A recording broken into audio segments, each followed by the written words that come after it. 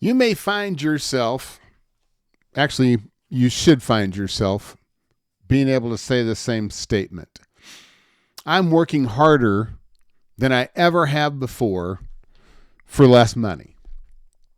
And what I mean by that is from January to February, and this is for all the real estate and mortgage professionals on this page, January and February, deals were getting done, but nowhere near the level of what we've experienced for the last several years. And I don't care, I was just on a call with a gentleman. We go back to 2021, 2022. He did 1.5 billion, and then he did over 2 billion in the mortgage industry. And then last year he did $500 million. He's back on track to that and even above. But I mean, astronomical numbers, need to say. But I mean, business, just the numbers, the law of large numbers has taken a tumble. And so haven't the number of people that have vacated and or not renewed their licenses and have got out of the business. Which two things come to mind when I hear that is, one, that's okay, and it was necessary. And the second thing is that means everybody that's left is the best of who the best are. Now, where are you going to fall in the ranks of that? And being able to weather the storms of what January and February look like. And then we look at March and how the momentum of what you did in January and February are starting to pay off. And it comes down to this very simple thing. It's mindset. Client told me, I said, well, what's the difference? You went from 2 weeks ago, you had probably 7-8 deals that were getting ready to close, and not one of them did. They lost out on every single deal. And it wasn't you lost the business. You had them structured correctly, and you had a great proposal, and you had a great offer. You just got beat out. That's how big the demand is. And this week, you hit a home run. You close 8, you get 8 more apps, you got 20 in the pipeline, you got this. So the law of Mo, the law of Big Mo, momentum, as John Maxwell would say, the law of Big Mo, is playing in your favor, because the days of instant closures, instant acceptance. I met somebody today, we closed a deal this week. I met somebody today, took an app and got an accepted offer. Those days are long gone in many instances.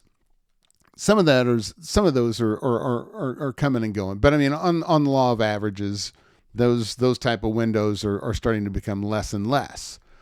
But the activities you did in January and February and the beginning of March are now paying off. And I go back to when I first started in sales, National Association of Sales Education, period, end of story. It was the work you do today, you'll get paid 90 days from now. I mean, that was just the sales cycle at the time we were looking at it. And I was I was 18 years old, and I had a little TV that had a built-in VCR, and we were promoting Dr. Tony Alessandra, non-manipulative selling, and then Tommy Hopkins, Dennis Waitley, Zig Ziglar, and Tommy Hopkins was my favorite. I mean, Champions Unlimited, etc.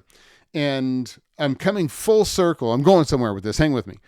Coming full circle in my sales cycle in not only what I have to practice and what I do, but what we're coaching is mindset trumps all things right now.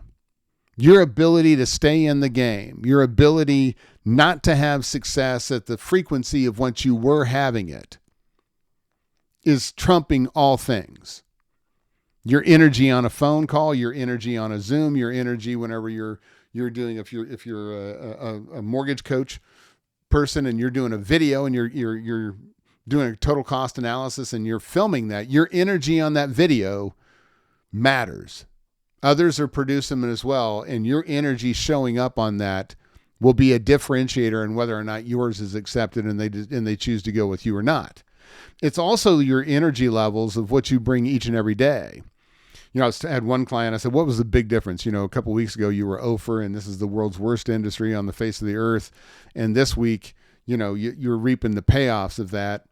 And it was very, very point blank. And I apologize for language, even though you know me well enough. This is a word that's used a lot. But she goes, I just had to stop giving a fuck. And for some of us, that's the mental game we have to get into. And it's not that we don't care. Don't get me wrong. But it was, what am I doing or not doing in fear of other people's opinions? What is it that I need to stop doing in fear of that, knowing that there's a part of me that wants to go full out on this, to be as bold and if not bolder than I ever have been before, but I've been unwilling to, or I've been hesitant to, because somebody might think. And when I talk about the mindset piece of this, I mean, we had to dig deep on this. And if it was just one person, I would say this just worked for one person, but it's 8 out of 10 conversations right now. And these are highly successful people. I mean, these aren't newbies doing their first deal that we're trying to get them in the game, even though that's true for them too. Your mindset matters. And if you take a look at what you're doing, and I talked about clarity earlier, what are you not doing that is based upon the fear of what other people are going to think about you? Who cares? I mean, who really cares? It's not that we don't. Well, I shouldn't say we don't care about other people's opinions. Don't worry about other people's opinions. Of course, we want other people to. I mean, we want to be professional. We want to be kind, polite, caring, add value, loving towards other people. Of course, we do. But not doing something and worrying about it that's causing us not to do something, that's what we have to release. Myself included.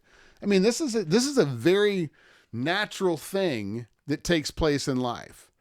And for those that are knocking it out of the ballpark, they've surrendered the need to know what other people think. They've surrendered the need to know on what's on TV and the negativity that's going on there. They surrendered the fear of what other people thinking by saying, I'm not here at happy hour to drink. You know, they started going to club soda with a lime so it looked like a vodka tonic, and then they just said, the hell with that. I'm just going to walk in with a bottle of water. And part of this was we started to prioritize health and wellness for a lot of people. We started talking about their sleep and what that looks like, started wearing whoops and going through what their activities are. And they surrendered what other people would think of them because they weren't having a drink at a social event. It was during the week. They knew they had to wake back up at 4:00 in the morning, get their day going, get the workout in so that they could be ready to get into the office on time to take care of their family before they left. They started to prioritize things that really mattered in the fear of other people's opinion. Started holding more education pieces, started producing videos in their car or on their commute to work.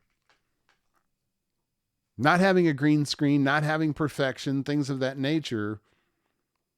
They just said, I don't give a ep. I don't give a rip whatsoever anymore. I'm going to be me. I'm going to be the best version of me that I can be. And man, that mental game is where the differentiators are in today with everybody that's vacated. All the amateurs and hobbyists, almost all of them have been flushed out or in the process of. So right now you're competing against A players.